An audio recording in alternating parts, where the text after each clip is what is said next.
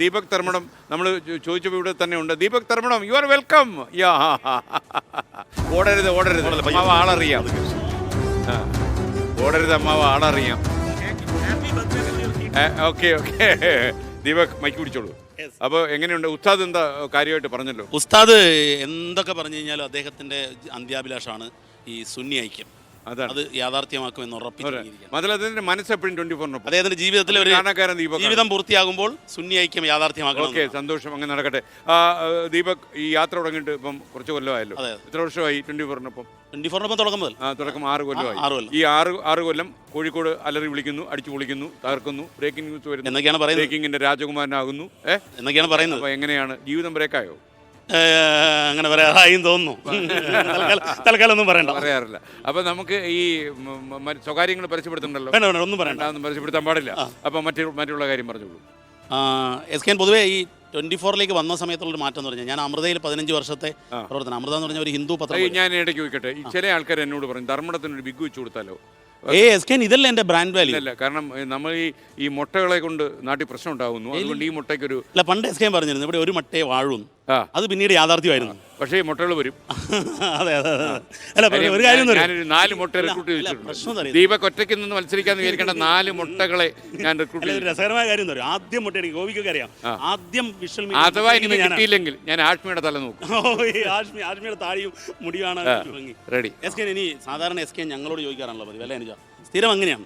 ഈ വാർഷിക ദിനത്തിൽ ഞങ്ങളൊരു അധികാര അവകാശം എടുക്കുകയാണ്. ചോദിച്ചോളൂ. ഈ SKന്റെ 3ാമത്തെ കുട്ടിയാണല്ലോ ഈ 24 ഫ്ലവേഴ്സ് ഒക്കെ. അല്ലല്ല, ആദ്യത്തെ കുട്ടിയാണ്. അല്ലല്ലോ, ആദ്യം ചാരു, അത് കഴിഞ്ഞ് ശ്രീകുട്ടൻ, അത് കഴിഞ്ഞ് ചേർത്ത് പിടിച്ച.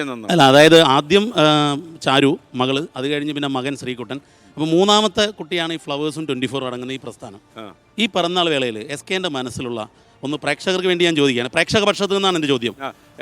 കുറേ സഹനം, കഷ്ടപ്പാടൊക്കെ ഉണ്ടാവുമല്ലോ, പെട്ടെന്ന് ഓർമ്മ വരുന്നു. അല്ല, ഈ 2 കുട്ടികൾ കൂടാതെ എൻ്റെ കൂടൊപ്പം എപ്പോഴും സഞ്ചരിക്കുന്ന ഒരാളെ ഉണ്ട്. അത് തീർച്ചയായിട്ടും ഒരാൾ ഈയിടെ എന്നോട് ചോദിച്ചു, ഞാനത് പറഞ്ഞ് പ്രക്ഷേപിച്ചതാ. അതായത് നിങ്ങളുടെ കൂടെ എപ്പോഴും ഭാര്യയെ കാണാമല്ലോ. പിന്നെ ഭാര്യയല്ലേ, സ്വന്തം ഭാര്യയായതുകൊണ്ട് കുഴപ്പമില്ല. ഓക്കെ ഓക്കെ, ഞാൻ നിങ്ങളുടെ ഭാര്യ കൊണ്ട് നടക്കാൻ പറ്റുമെന്ന് ചോദിച്ചു. അങ്ങനെയാണ് ചോദിച്ചത്.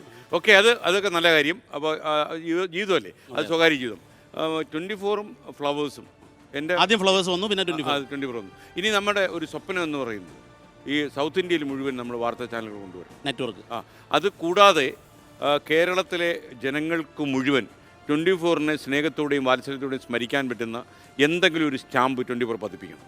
നമ്മൾ വാർത്താ പ്രക്ഷേപണത്തിലല്ല, അല്ല, ജനഹൃദയങ്ങളിൽ നമ്മൾ കുറച്ചുകൂടി ചേക്കേറാൻ. നമ്മളിപ്പോൾ ഹൃദയങ്ങളിലുണ്ട്.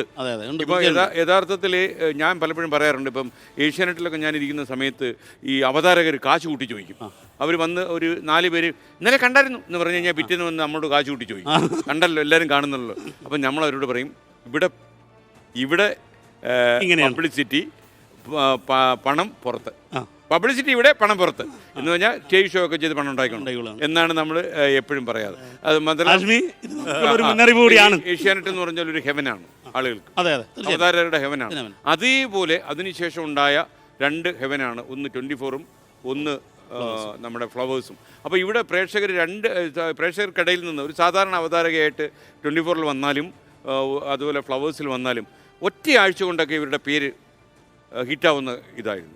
അതെ അതെ. അല്ല, SKN അത് നമ്മുടെ 24-ൽ വന്ന റിപ്പോർട്ടേഴ്സും അങ്ങനെയാണ്. നമ്മളിപ്പോൾ രാഹുൽ സുരേഷിനെ, അഭിജിത്ത് മുടക്കുന്നതിനെ അറിയാത്ത ആൾക്കാരില്ല. ഇപ്പോൾ നമ്മളെ പോയ നിമി മരിയ ജോസ്, ഞാൻ ഈയിടെ ഉറക്കത്തിൽ കിടന്ന് പറഞ്ഞ ആ കുട്ടിയുടെ കാര്യം.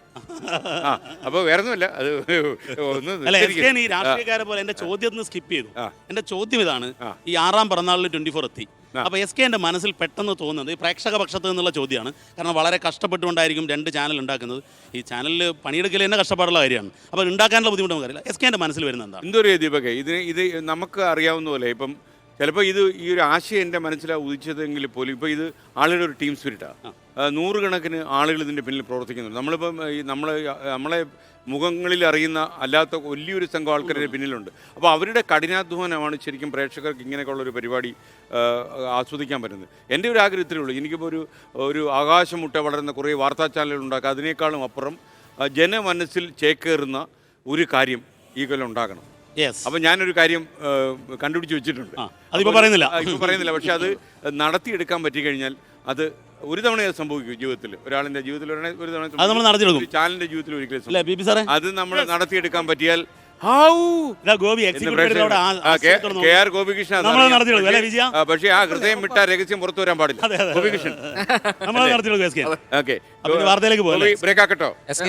ബ്രേക്കിലേക്ക് പോകാം. ഞാൻ അപ്പൊ ഈ ബ്രേക്ക് ഞാൻ രഹസ്യം ബ്രേക്ക് ആക്കുന്നില്ല. ഈ കാര്യങ്ങൾ പറഞ്ഞല്ലോ, SKന്റെ മാധ്യമരംഗത്തെ കാര്യങ്ങൾ പറഞ്ഞല്ലോ. ഞാൻ ഒരു കാര്യം അങ്ങോട്ട് ചോദിക്കുകയാണ്. അതൊരു പാട്ടിലൂടെയാണ് ചോദിക്കുന്നത്. ആ പാട്ടും SK തമ്മിൽ എന്താണ് ബന്ധം എന്ന് പറയണം, നാട്ടുകാരൊന്നും അറിയട്ടെ. അതെ അതെ അതെ, അത് വേണം, രണ്ടൊരു വേണം. ചന്ദനവർണ്ണ പൊട്ടിട്ടും ചിന്തൂര ചാന്തിട്ടും മന്ദാരപ്പൂ നുള്ളി പുലരിയൊരുങ്ങുമ്പോൾ തിങ്കളുറങ്ങും മാനത്തും തേൻ പെയ്യും തീരത്തും താലിപ്പൂമുത്തേവാ താലോലം പാടാൻ. ഈ പാട്ടും SK ഞാനുമായിട്ട് നല്ലൊരു ബന്ധമുണ്ട് പ്രജിൻസി കണ്ണൻ. ഈ പാട്ട് ശരിക്കും പറഞ്ഞു കഴിഞ്ഞാൽ ഞാൻ സ്ക്രിപ്റ്റ് ചെയ്ത രാജതന്ത്രം എന്നൊരു സിനിമയിലെ പാട്ടാണ്. അതാണ് പ്രജിൻ പാടിയത്. അത് കുറേ കാലത്തിന് മുമ്പ് നമ്മൾ ജീവിതത്തിൽ സിനിമ വെട്ടിപ്പിടിക്കണമെന്ന് ആലോചിച്ചു. പക്ഷേ വെട്ടിപ്പിടിക്കാൻ പറ്റിയ സ്ഥലമല്ല സിനിമയെന്ന് മനസ്സിലായി. കഥാ തിരക്കഥയൊക്കെ ഈ തിരക്കിനിടയിൽ എങ്ങനെയാണ് അതൊക്കെ സംഭവിക്കുന്നത്? അത് നമ്മൾ ഫ്ലവേഴ്സ് ഒക്കെ ആരംഭിക്കുന്നതിന് മുമ്പ് അന്ന് ഞാൻ ഏഷ്യാനെറ്റിലായിരുന്നു. ഇഷ്ടംപോലെ സമയമൊക്കെ ഉള്ള സമയമായിരുന്നു. അതുകൊണ്ട് അന്നത്തെ തിരക്കഥയിൽ വന്നൊരു സിനിമ രാജതന്ത്രം. അതിൽ എനിക്ക് തോന്നുന്ന ഒരു പക്ഷേ ജഗദീഷ് പാടി അഭിനയിക്കുന്ന ഒരു സിനിമയാണത്. ഓക്കെ, ആ സിനിമ കുഴപ്പമില്ലാതെ പോയി എന്നാണ് പറയുന്നത്. അപ്പോൾ ആ പാട്ട് എന്നെ ഓർപ്പിച്ചതിന് വളരെ നന്ദി. Okay, thank you. അപ്പോൾ ദീപക്കെ വളരെ സന്തോഷം. Thank you. ഒരുപാട് ബ്രേക്കുകൾ ഉണ്ടാക്കുക. നമുക്കൊരു ഇടവേളയുണ്ട്. അപ്പോൾ കൃഷ്ണനോട് ഞാൻ സംസാരിച്ചില്ലല്ലോ. സംസാരിച്ചുകൊണ്ടിരിക്കുന്നതിനിടയിൽ ഞാൻ രാഹുൽ സുരേഷിന്റെ നമ്മുടെ അതിലേക്ക് വന്നു. അപ്പൊ നമുക്ക് അതിലേക്ക് വരണം. പിന്നെ PP ജെയിംസ്, നമുക്ക് സുനിത വില്യംസിന്റെ കാര്യം ചോദിക്കുന്നുണ്ട്. നിങ്ങൾ എപ്പോഴും റെഡിയാണ്. ചാൻസ് കിട്ടുന്നില്ല. അപ്പൊ ചാൻസ്